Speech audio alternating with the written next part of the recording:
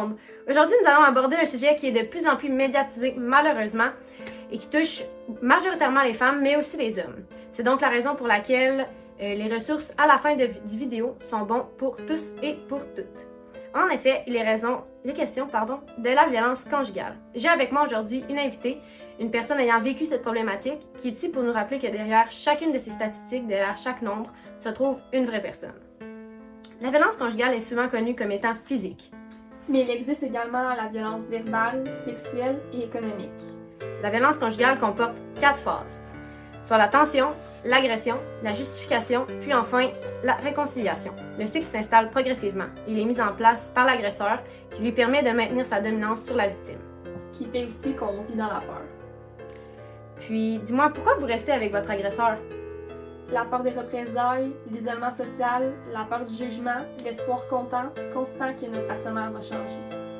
Si on regarde les chiffres, une femme sur 4 va vivre de la violence au moins une fois dans sa vie. Mais tu peux aussi la vivre, mais aussi en être témoin. Puis, si on regarde le ratio de violence et d'agression sexuelle, pour une personne de 12 ans et plus, et ce seulement qu'en 2017, c'est 1,8 par 1000 personnes pour les femmes et 0,1 par 1000 personnes pour les hommes. Au Québec, en 2012, 19 731 infractions contre la personne commises dans un contexte de violence conjugale sont déclarées à la police et 80% de ce nombre sont commises à l'endroit de femmes et 20% de ce nombre à l'endroit d'hommes. 5 688 infractions, encore une fois du premier nombre, sont commises à l'endroit d'une ex-conjointe et 1466 sont commises à l'endroit d'un ex-conjoint. Donc non seulement la violence conjugale se fait au sein d'un couple, mais aussi d'un couple au passé. En 2008, le Centre de prévention et de contrôle des maladies des États-Unis a publié une recherche sur une collecte faite en 2005. Cette recherche présentait que 2 millions de femmes ont subi des blessures par un partenaire amoureux durant cette dernière année. Dis-moi, quelles sont les conséquences que la violence conjugale laisse sur une femme? Des conséquences sur la vulnérabilité de la personne et ça augmente si la violence a été vécue en bas âge. Il y a aussi des séquelles au niveau des chocs post-traumatiques, de l'anxiété, des troubles du sommeil. Okay. Ça, c'est pour n'en nommer que quelques-uns. Puis, est-ce que tu crois que le COVID, ou plutôt le confinement, aurait un effet sur la violence?